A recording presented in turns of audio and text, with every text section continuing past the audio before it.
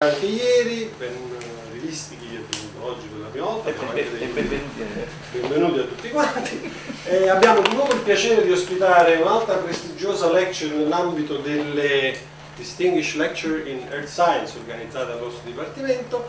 L'ospite di oggi, anche se di ospite non dovremmo proprio parlare, perché lui per le sue frequentazioni conosce sia molto bene la realtà di Napoli, anche quella di Benevento, perché siamo oltre che colleghi anche amici, e ci onora della sua amicizia il professore BISH del Dipartimento of Geological Science, anche se recentemente hanno cambiato la denominazione aggiungendo atmospheric e altre cose, cosa sulla quale il professor BISH non è particolarmente entusiasta, però come disse?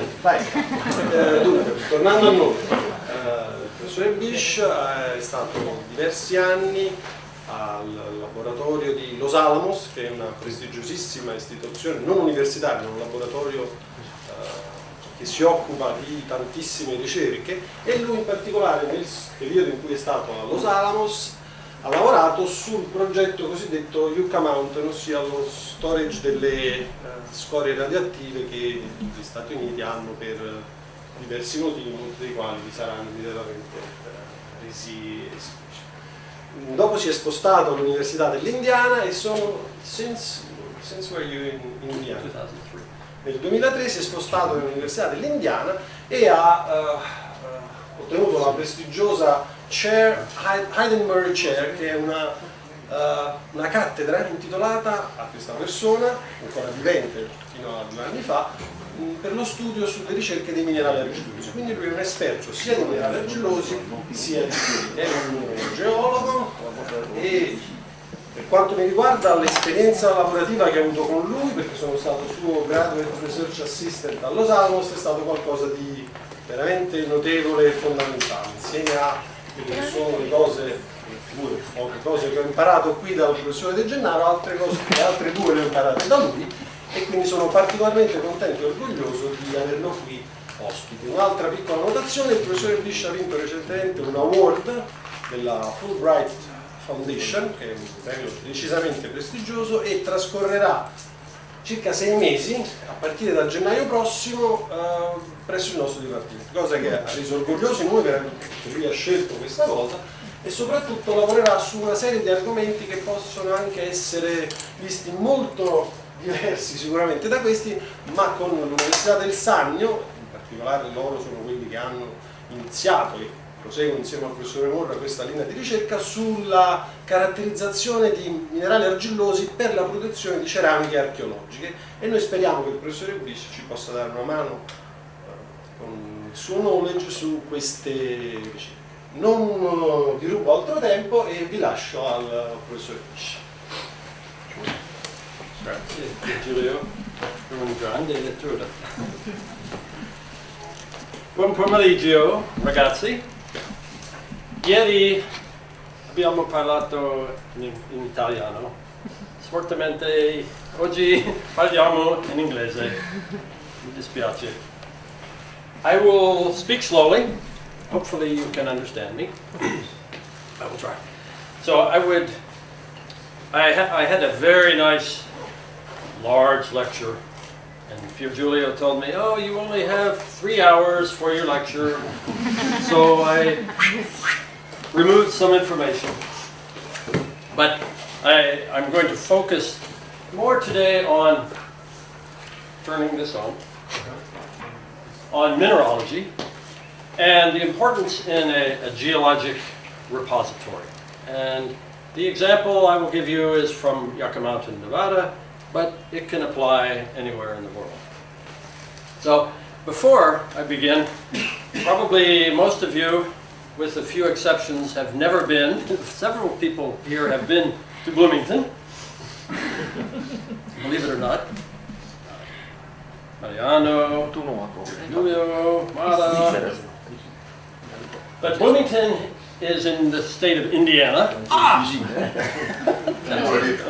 Francesco. You were hiding. Bloomington is in the state of Indiana. You can see here. Probably you have heard of the Indianapolis 500, and that is in Indianapolis, not surprising. But a little bit more about Bloomington. It's a small town, and it is the home of Indiana University. It's a very, very young university compared with yours. Began in 1820. We have about 44,000 students. The universities in the United States are very different from here. And when you visit a campus of a university, for example, my campus has many buildings for students to live on the campus. So many, many students, most students live on the campus or around the campus. So it's a very different environment than Italian universities. I spent 1 month in Ferrara, and the campus is similar to your new campus here, although much, much smaller. And of course, as you know, the students every day come from the surrounding community. And so it's a very different environment. You probably don't know that Indiana is a very nice place, and the southern part of Indiana is quite beautiful. And that's some examples. There are many places near Bloomington that look like this in the summertime. We grow a lot of corn, and small hills and many forests and a few rivers. So it's quite a beautiful place. The northern half is not so beautiful. It's flat, and it has been glaciated, so the glacier, and so the northern half is flat as the table. So, also to put my comments today in some perspective for you, I investigated a little bit about electric power production in Italy, and it's quite interesting. Italy in 2014 consumed about 290 terawatt hours. That's a lot. It's that much per person. Italy produced about that much, so less. You import not such a large amount. This is terawatt, that's gigawatt hours, primarily from Switzerland and France. And so many people in Italy say, okay, we don't have any radioactive waste. It's not a problem for us. But you do use nuclear power. Some of your electricity is produced by nuclear power. And Switzerland and France both have active projects trying to deal with their radioactive waste. It's interesting, you actually exported a small amount of electric power. It's also very interesting to see where your power comes from. You don't produce any nuclear power. The bulk of your power comes from conventional generation using natural gas. If you examine these numbers 10 or 15 years ago, they would be quite different. This would be much larger, but you can see a large amount from coal. The second most abundant source is hydroelectric. So you are quite a green country in terms of power production. There are a couple of interesting ones here. You can see there is a small portion of geothermal, and that all originates in Toscana now. I was very surprised to see that. And you know about your wind production, but you'll see no nuclear on here. So, some other interesting facts for you, which I discovered. The first electric power plant in all of Europe was in Milano in 1883, which is quite interesting. So you were leaders in electric power then. If you think about nuclear power, one of the, I'm afraid to stand in front of the camera, but I suppose it's for me. One of the great benefits of nuclear power is that you have effectively no carbon emissions, as opposed to tremendous carbon emissions from burning of coal and natural gas and oil. And in 2009, your CO2 emissions from energy production were actually not so bad. You were just below Indonesia, so you ranked very far down in CO2 production, but your gross domestic product was quite high. So you are comparatively, again, a green country. You don't produce as much CO2 as one might expect. Now, as far as nuclear power, very important thing happened in 1986. You probably, most of you do not remember this disaster, but there was a very large nuclear power complex, and there was actually, during a routine test, malfunction, and the nuclear power reactors melted down. You hear about meltdowns. This literally melted, and it melted a hole into the earth, and it spread radioactive contamination around the world. At this time I was in New Mexico, and we were able to detect the radiation from Chernobyl in New Mexico. So you had also here. Very interestingly, at that time, Italy was producing electricity from nuclear power. And as you will see, kind of a theme that comes up again and again today. Many of the solutions, quote unquote, solutions to this problem are not technical, they're political.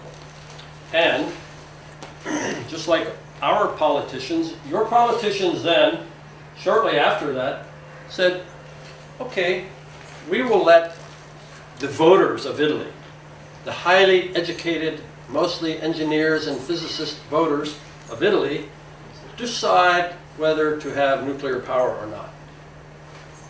I'm joking, of course. We do the same in the United States. And naturally, shortly after Chernobyl, by popular vote, the citizens said, we don't want nuclear power. It's bad for us. And that was just a few days ago, was the anniversary of this. So many people think, okay, we have no nuclear power, we have no nuclear waste, no radioactive waste. And that could not be farther from the truth. And so if you have ever gone to the doctor and had a particular kind of scan, maybe they give you a bone scan, it's called nuclear medicine. It's very, very important. It's very popular, and that generates a lot of radioactive waste. And so we have now, still in Italy, a large amount of nuclear waste from the medical, industrial, agriculture, and research and education sectors. There are many places in universities that use radioactive materials, and you produce waste. So Italy still has waste, and you must decide, and I believe there's some discussions right now about what to do with this waste, even to the point of allowing communities to say, okay, we will accept the waste without doing studies of how you will contain the waste. So it's still a big problem. So today, well, 6 here, there. I'll describe to you a little bit about the waste, what I call the waste problem, and you will see it's a very large problem in the United States, and a little bit of the history of the Yucca Mountain project and the current status of the Yucca Mountain project. I'll show you where it is and tell you about the geology. Describe briefly the three-dimensional mineralogy. We had a fantastic opportunity at Yucca Mountain to determine the mineralogy of an entire mountain down to 2,000 meters depth.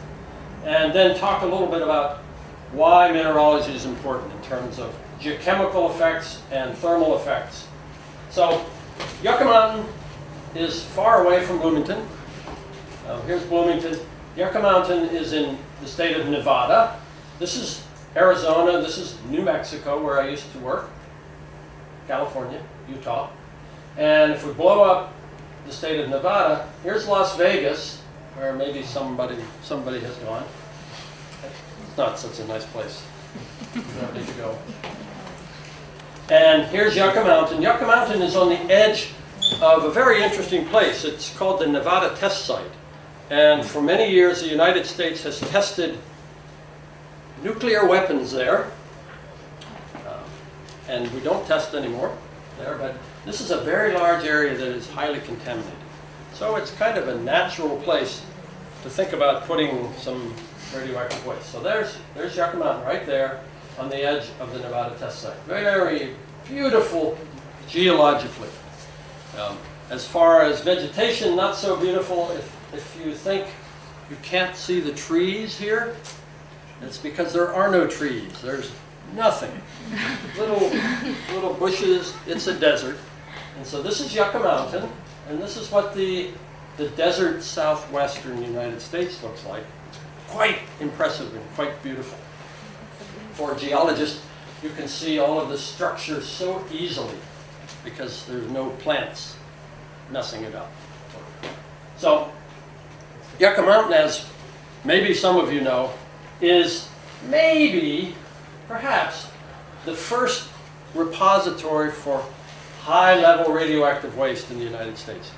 For many years it was planned, and then for entirely political reasons, it was stopped.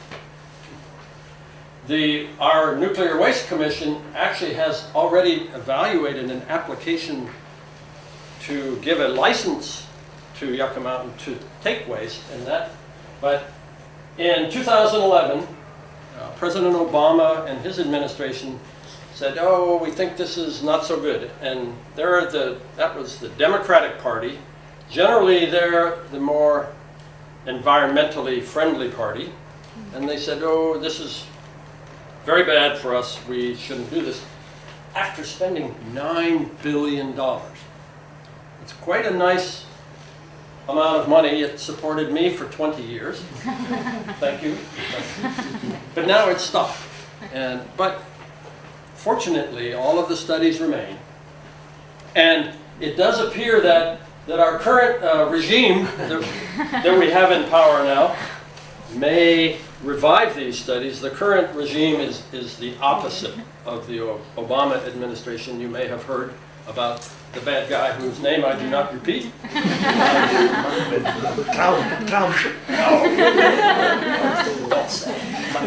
But they're very, very much the opposite of the Democrats, and they are interested. They're not so much focused on environmental effects.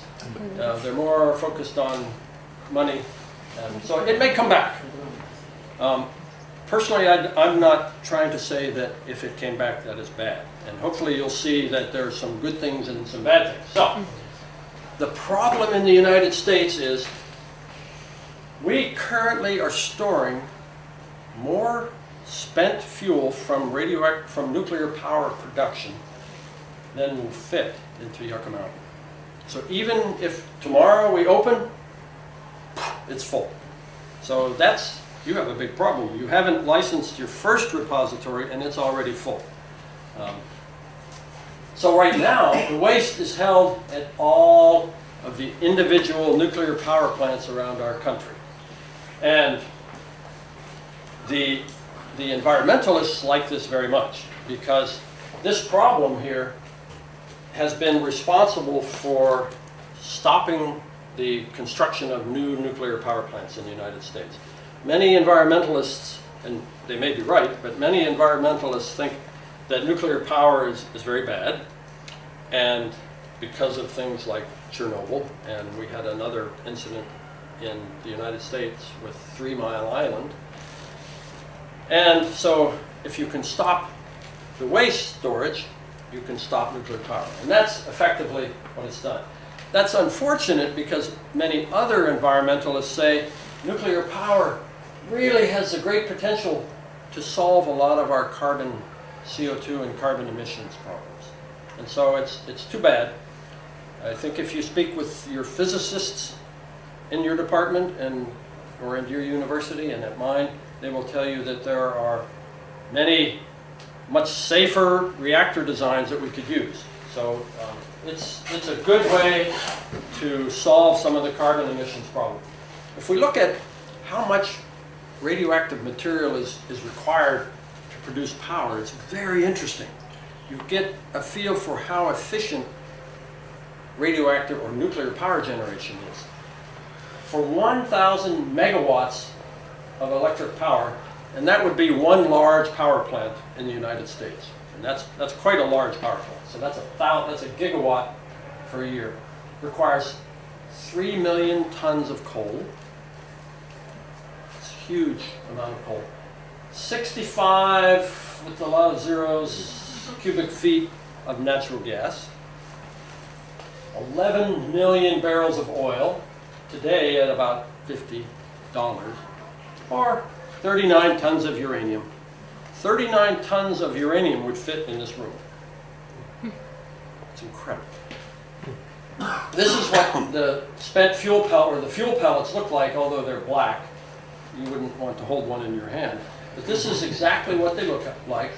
Typical fuel pellet weighs 7 grams, about. It can generate as much energy in power production as 3.5 barrels of oil, this is a lot of oil, 17,000 cubic feet of natural gas, or almost 2,000 pounds of coal, just in this little piece. Very, very efficient. And of course, when you burn these, you produce tremendous amounts of CO2 in the atmosphere. So you can see the advantage. The fuel is actually held, these little pellets, that's what one really looks like, are held in these assemblies, and they go into the reactor, and you have fission reactions that create a lot of heat. And so you drive up the temperature of water, you can produce steam, and thereby produce power. So when the primary producers of the heat are cesium and strontium, both of which have half-lives of about 30 years. And so as they get older, these are not so efficient. They're still hot. They still produce heat. And they're removed from the reactor and put in swimming pools. And so, as I said, as at the end of 2009, so quite a while ago, there was about as much fuel as Yucca Mountain will hold. Of that, look at this percentage, 78% of this waste was in what is essentially a swimming pool at the reactor site. Every reactor site has large pools of water, and you put these things in the pool of water to absorb the heat. You don't want to put too much or the water will boil. And it would be easy to do. And so now we're storing all of our waste in swimming pools, or almost 80%. 20% is stored as it gets a little bit older. You don't need to have the water to dissipate the heat. And 20% is stored just in dry, for example, in buildings outside. This is a very interesting thing to consider when we think about this amount of waste. It seems huge, but we could, if you think in your mind about a football pitch, a soccer field, if you dug a hole 10 meters deep, you could put all of that waste into that hole because it's very, very dense. And so the volume is not so large, but it's very, very dangerous material, very radioactive. So this is where now we're storing the waste. Instead of Yucca Mountain, everywhere. Almost everywhere you live in the United States, you're not so far, unless you live in places like this, and nobody lives here anyway. So in Indiana, there's some near Indianapolis, but just a few places in the country don't have storage of spent fuel.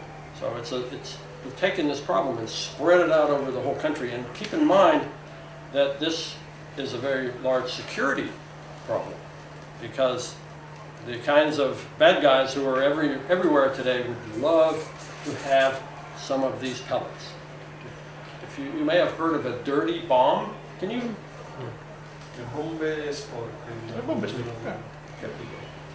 This material the bad guys would love to have this, and it's everywhere. Spread around. So it's a big, big problem. So the studies of Yucca Mountain began actually in the 1970s. I was still very, very young. Maybe not so young. And our Congress told the Department of Energy, so that's DOE is the Department of Energy, okay, go find a place to put this waste. And they began studying 3 places: Yucca Mountain, Nevada, Hanford Reservation, which is also a very contaminated place, and Deaf Smith County, Texas, embedded salt. So tuff, volcanic tuff, basalt, embedded salt. Very quickly, it became obvious that these two were not so good. And you might say, oh, because of scientific reasons. No, because Washington State is very politically powerful. Cross them off. Texas is very politically powerful, maybe even more than Washington. Cross them off. Nevada, nobody cares. Okay, give it to Nevada. The other interesting thing is this used to be kind of the focus of the natural food movement in the whole country. And the person who decided they should put radioactive waste there maybe is not so smart. Anyway, we had very shortly an amendment that said, Department of Energy, study Yucca Mountain. And we'd already been studying for 10 years at least. And Congress said, develop something called a monitored retrievable storage facility, which is really a very nice idea. We take all the waste from around the country and we put it in engineered containers in buildings with good security in one place. And okay, we're going to keep it here until we know what to do with it. That hasn't happened either. Then, when this happened, when Congress said, Nevada, you win the prize, their legal battles began. And this is a term, probably you've heard of it, NIMBY, or not in my backyard. And it's a very important concept. And really, this thing is what drives anything that's a problem, that's what drives it. And so that's the source of the political problem. If you have hazardous waste in Italy, you will have a NIMBY problem. Okay, we think the best place to put this is in Campi Flegrei. Not in my backyard. So you will have this. So they began this. We studied and studied and studied and spent $9 billion and stopped. But we know a lot. This is from a recent technical journal, IEEE Spectrum, and literally a month ago. And they had a very nice column, and these are quotes from their article, but they said, will Yucca Mountain rise again? And I think it's very likely because the waste is there. We have the waste. We have not solved the problem. We have to solve the problem. It's still there. And they said something that I've been saying for 25 years, this. The answer may be more political than technical. I would cross out the maybe. It will be. In the end, it will be political. And, technical will help, but not so much, because the average person in the United States or Italy does not have a lot of technical background. So when you tell them, well, your materials will interact with zeolites and it's okay, and they'll say, what's zeolite? And so that won't make them feel any better. So one of the things I want to leave you with is anytime we have a geological repository, whether it be for radioactive waste or organic contaminants or gasoline, if you put it in the earth, you are essentially using a geological repository, and you want to take advantage of the whole natural system to keep that material getting from the repository to your glass of water or your apple. So that's what I'll focus on. And we as geologists can take advantage of our background and our studies, and we all focus on different things to predict the performance. And so we can say, well, we think the water flow will be this way, the water will interact with these minerals. That's based on all of our studies.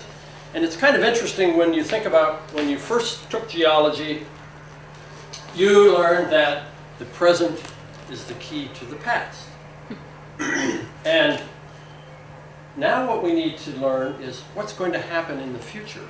And I'll tell you in a minute how far in the future. But it's very interesting and exciting for me as a geologist to think about how the past, what has happened at Yucca Mountain, is the key to the future. And I'll show you some examples of that. But that's a great use of our background. So geologically, Yucca Mountain is quite young.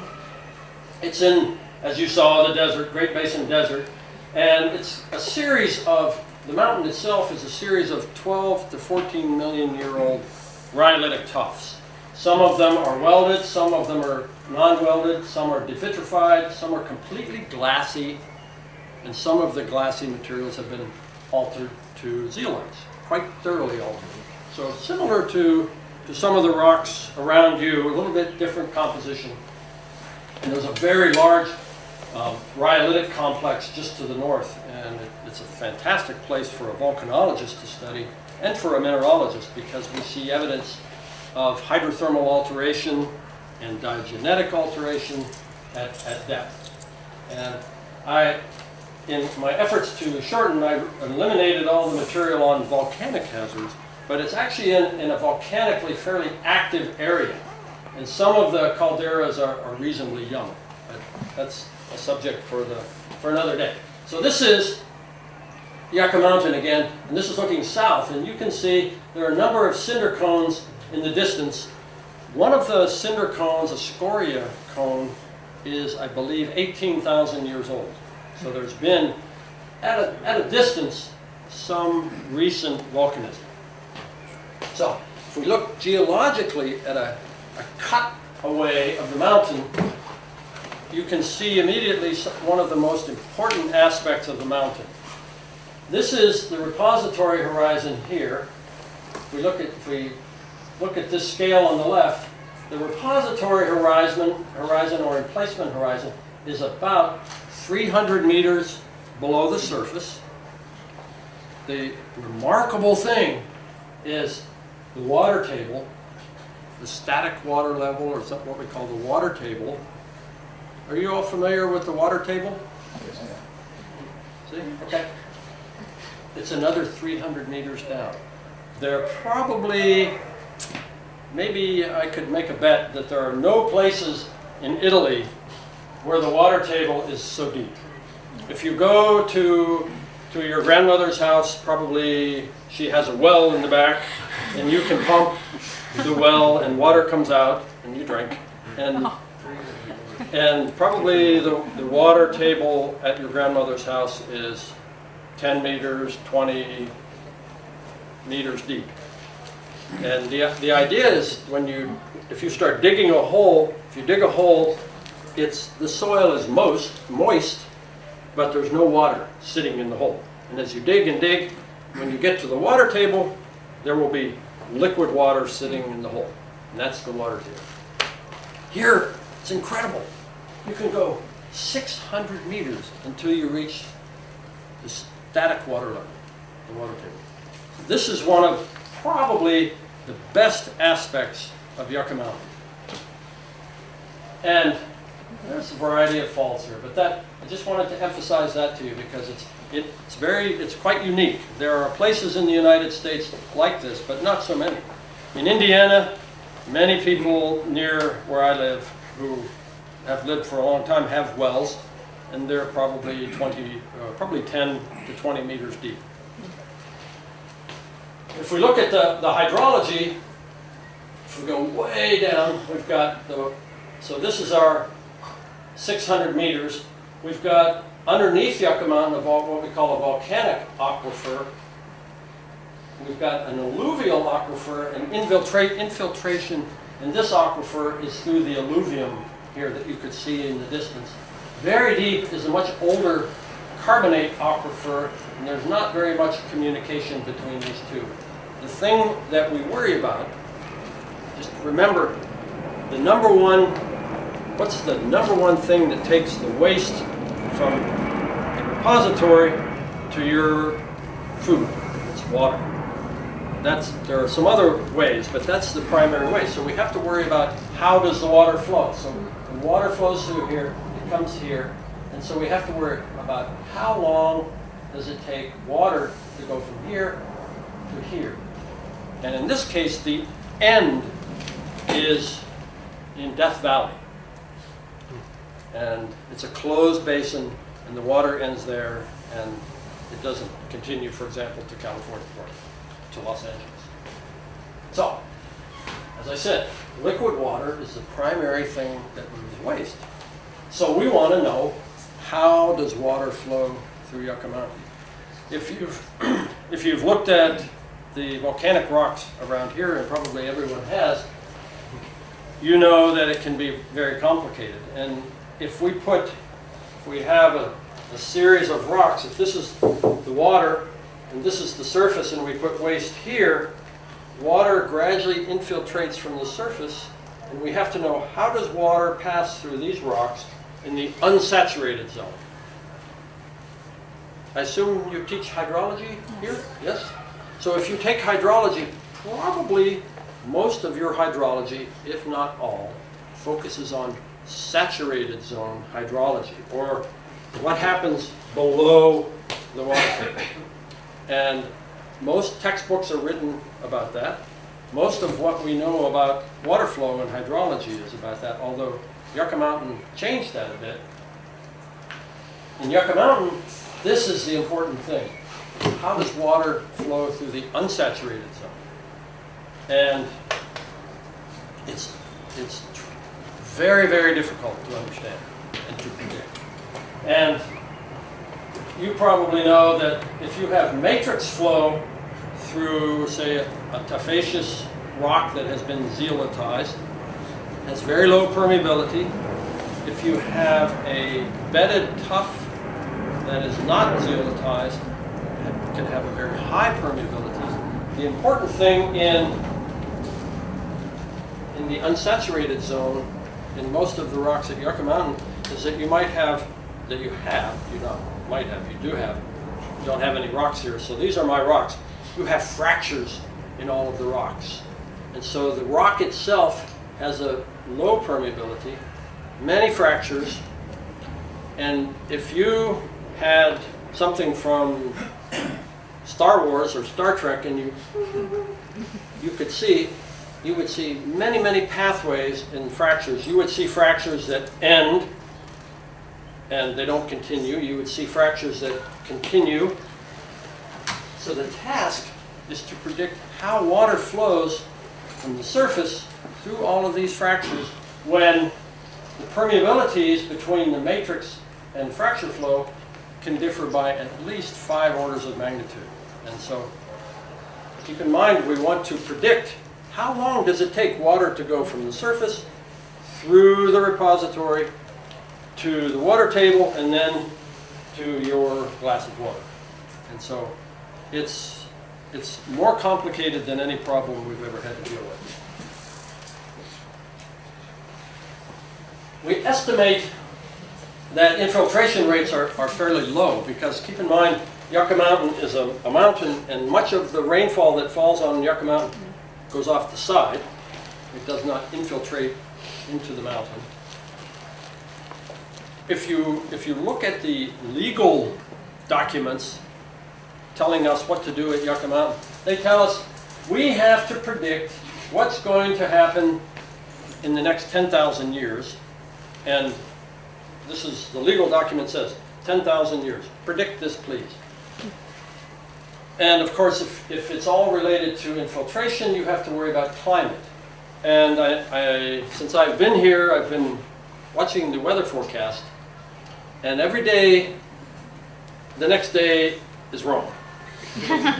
We can't predict the weather 1 week in advance, and we have to predict this for 10,000 years. The other interesting thing that happened is that originally when the Yucca Mountain project was very active, there were many predictions based on the past.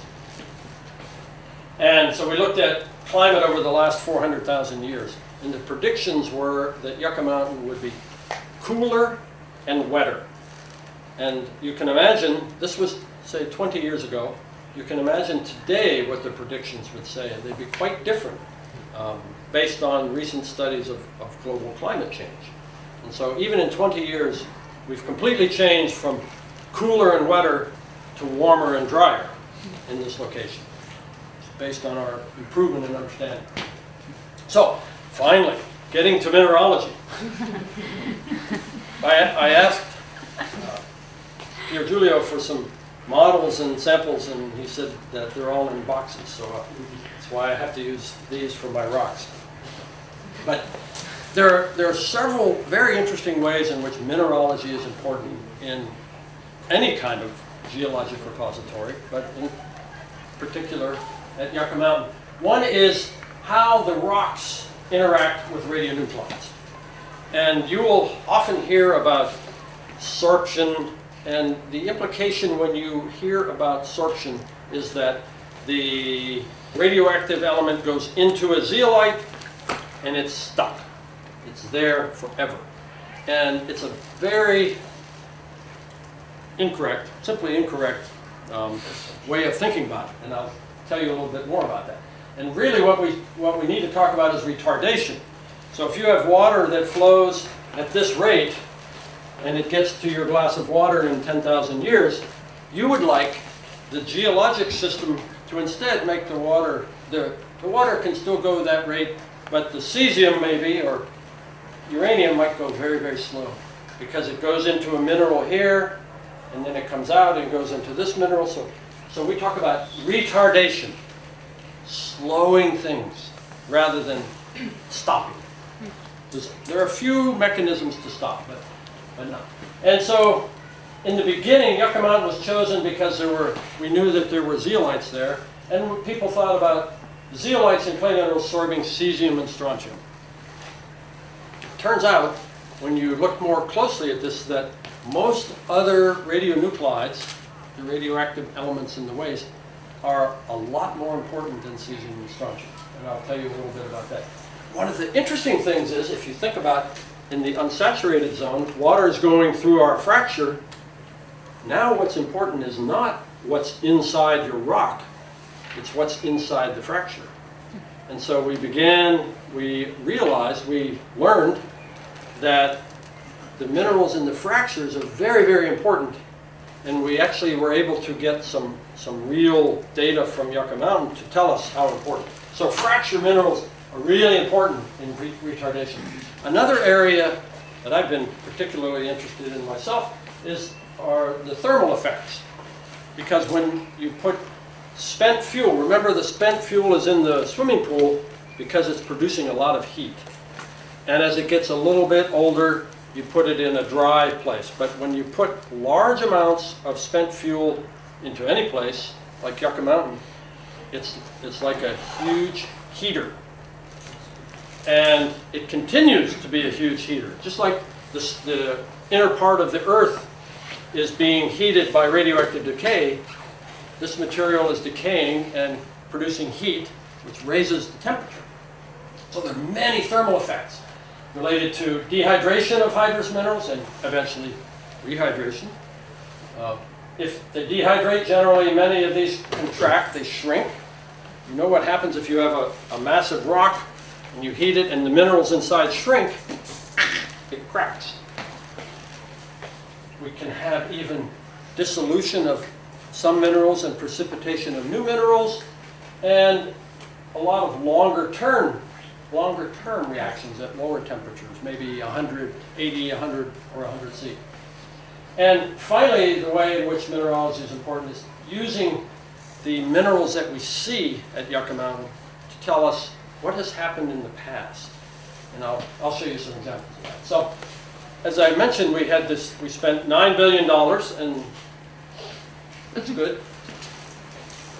You can do a lot of things. These are the drill holes that we had access to. Most of these are about 2,000 meters deep. They're complete core. So we had complete core, this diameter. So we had, it's a dream come true for a geologist, because nowhere you get so many cores so deep. And so we could document many, many kinds of things. You could do testing of the hydrologic properties, but I'm a mineralogist, so I did a lot of X-ray diffraction measurements, a few thousand maybe, and we prepared a picture of the three-dimensional mineralogy of Yucca Mountain. So X, Y, and Z into the mountain. And this looks so much better on my computer. Oh well, it's fine. It works. This is a cross-section through here. And so here's the repository horizon. Here's the water table. And in these different columns, I've shown you a couple of different things. This is the percentage of zeolites. So you can see a little tiny bit here, nothing much here, and then a large mass of very zeolitic rocks, up to 75 or 80% by weight. Clinotelolite with lesser amounts of morganite. This is mostly clinotelolite. We have some smectite. When I say clays, it's really smectite. So this is a bedded tuff, and there's a significant amount of smectite in there, and some in the zeolitic tufts. I'll talk to you later about strontium. But anyway, here are the clays, and here are the zeolites.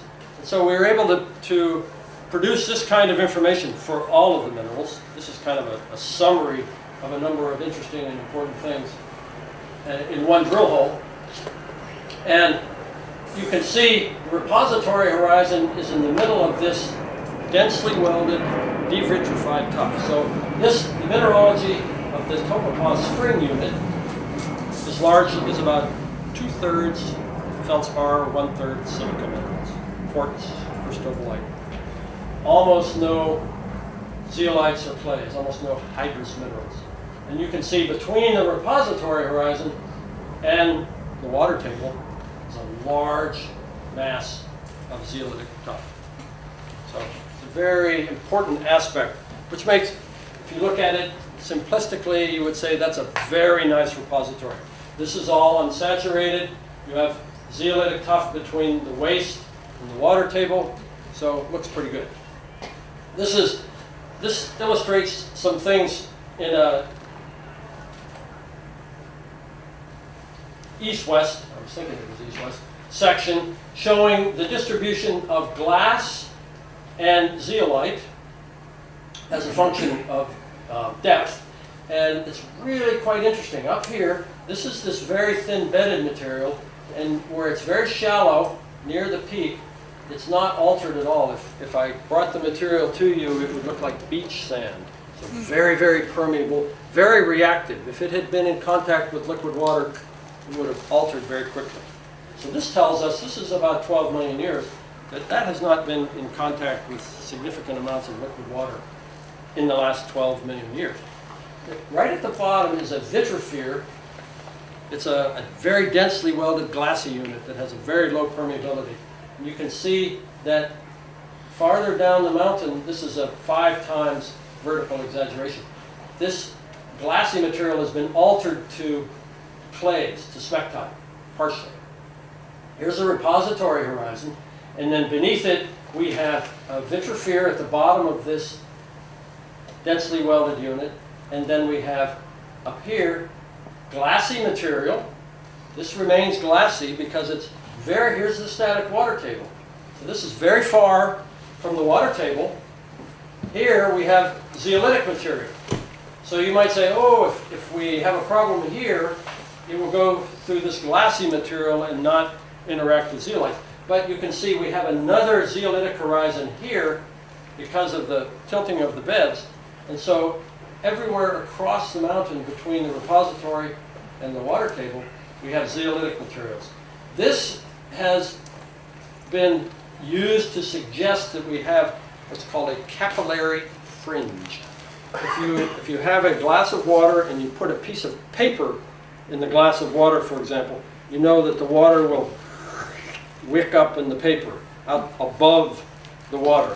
And we believe this is what happened here. We don't think this reflects a past static water table that was this high. There are other pieces of evidence that say that didn't happen. So, really nice distribution of glass versus zeolite versus the presence of water. And you know, hopefully some of you know, that in general you get glass altering to zeolites when the water is not circulating. It's very concentrated. And so here we had fairly well drained glassy material, it altered to smectite, and when you were able to have higher cation concentrations in the water, we altered to almost completely to zeolites, to clinotulite. I've got dozens of these kinds of cross sections, but it's another interesting one showing the distribution of volcanic glass. The warmer colors, the red, that's 20%. So 20% volcanic glass. This is a fault. Again, there's a vertical exaggeration. This material is pretty much all glassy still. It's way above the water table. This material is closer to the water table. You can see here glassy, the fault glassy grading into, this is zeolite. This is vitrific material that was densely welded, so it didn't alter because of low permeability. And this is a distribution of zeolites. Don't really see anything in shallow rocks. This is where it's glassy, and again glassy here. And as you go deeper, closer to the water table, it's all altered to zeolite. So wherever the tuffs have been in contact with groundwater, they altered fairly quickly to clinotulite and mortite. You get, generally in Italy, you have different compositions of zeolites because the rock compositions are somewhat different. This is a distribution of smectite and illite, and smectite was useful to me. I'm a clay mineralogist, and I was very interested in what smectite can tell me about the temperatures that the rocks have seen. And this is the bedded tuff in the shallow rocks, and you can see we have some alteration to smectite, and then we don't really see a significant amount of smectite until greater depths.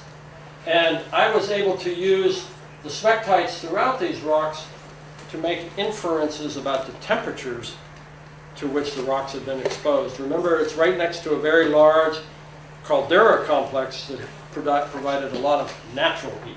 So that's the kind of information we were able to get. Some of the other minerals are quite interesting.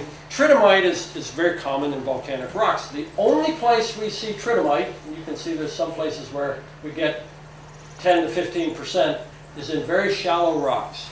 And wherever it's been close to the water table, tridymite is quite unstable.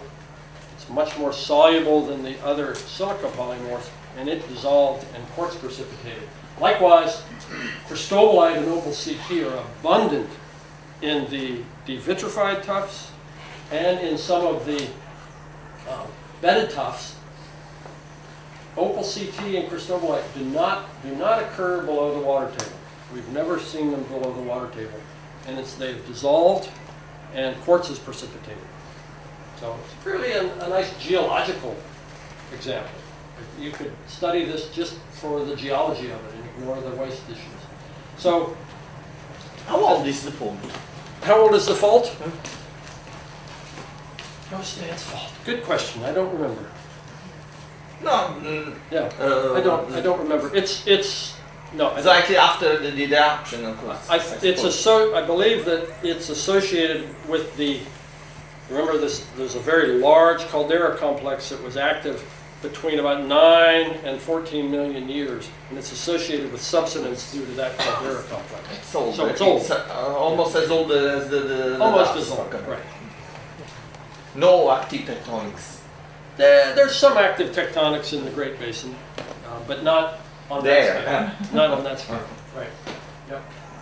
So, naturally, as I said, one of the reasons that we started talking about Yucca Mountain was thinking about how zeolites might suck up. I think the early people studying said, ooh, zeolites will act like a sponge and take up all of the radionuclides. And it's why people were very excited about Yucca Mountain. And so the early concepts, actually in the United States, didn't even think about retardation due to mineral radionuclide interactions. It's kind of amazing when you go back to the 50s, early 50s and 40s, people just thought if you can find a rock that has very low permeability, you're fine. And that's why the very early ones talked about using salt deposits. And in fact, there's still some in Europe that are thinking about salt deposits. The reason being that salt deposits, bedded salt and particularly dome salt, have very, very low permeabilities. The salt also flows and will encapsulate things. The reasoning behind, I think, maybe not geological people, was if there's salt there, there must not have been very much water, or the salt would have been dissolved. But in fact, both bedded salts and dome salts actually have a lot of liquid water in them in the form of fluid inclusions. Tremendous amount. And then a little bit later, minerals like zeolites were considered mainly in the context of capturing cesium and strontium. And so the early ideas were really quite elementary.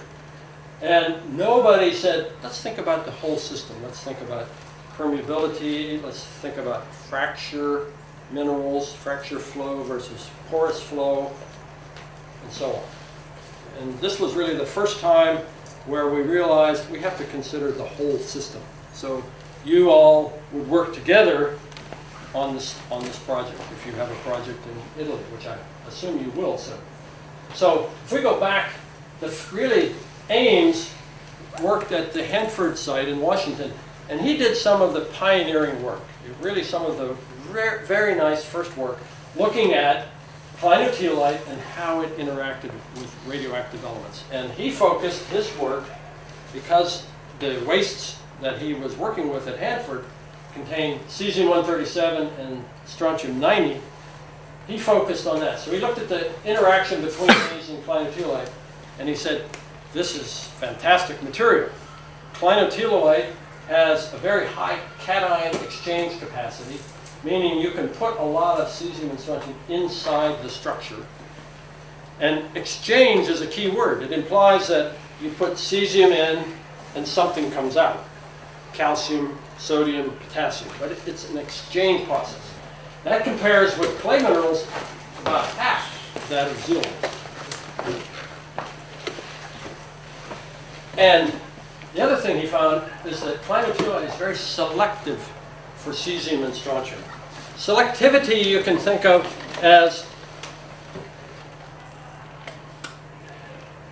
a man walks into a room and he likes blonde women.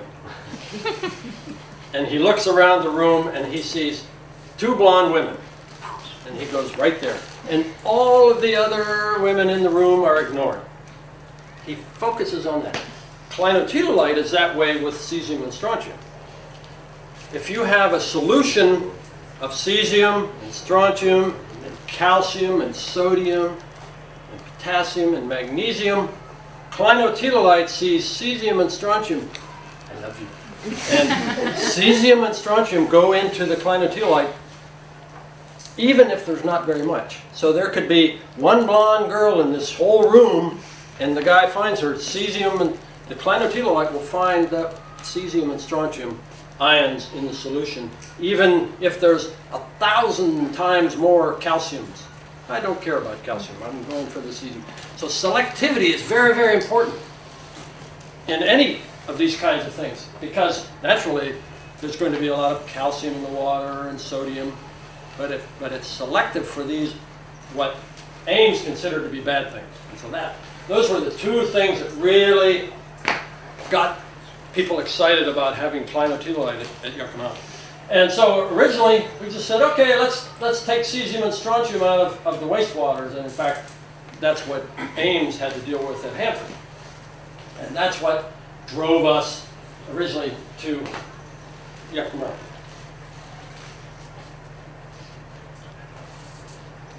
So I've mentioned this a little bit, but let's think about radionuclide again, retardation, and how mineralogy is important. So remember, sorption, we have the zeolite structure. The zeolite structures have large open cavities. There might be a calcium inside. Clinotelite sees the cesium and go away, and the cesium comes in. There's some good crystal chemical reasons for that selectivity. We don't need to worry about that today. But this sorption process is nothing more than cation exchange. So keep in mind that it's reversible. And so many people, I've heard so many people say, oh, we don't have to worry because the zeolites will stop the radionuclides. They won't stop the radionuclides. They'll slow the movement, the migration, because it's a cation exchange process. Eventually, the guy gets tired of the blonde lady, and the clinotelolite gets tired of the cesium, and they exchange, and the cesium goes to the next clinotelolite. So it slows things down. Fixation or stopping is very rare. And you can probably think of some ways to really stop things. For example, one way might be if you precipitate calcite from a water that contains strontium. Some of the strontium will go into the calcite, and now it's stopped, unless the calcite dissolves. But that's one of the possible mechanisms for fixation. But generally, the interactions that we talked about are reversible, and so they retard. Again, remember the water goes very fast, and things that are retarded by the sorption process move much more slowly towards your glass of water. But we still have to never forget that we have transport through our fractures, and in fact, the more we studied, the more we realized that probably not only is the fracture mineralogy different, but it's probably more important. And I'll show you some examples. We have manganese oxides in fractures, we have smectites, we have a few zeolites, and these two behave quite differently than the zeolites. So, when we measure sorption, just a quick little formula here. When we measure sorption, we normally measure just what's called a sorption ratio. Sometimes it's called KD, sometimes RD, but it's nothing more than the amount in the solid per unit mass solid versus the amount in the solution.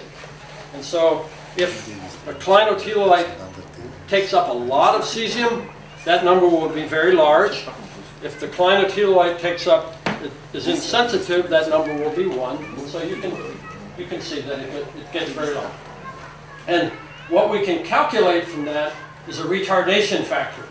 And that's the important thing. And that's related to this, but there are other properties of the rock that determine the retardation factor. One of which is how fast the water moves.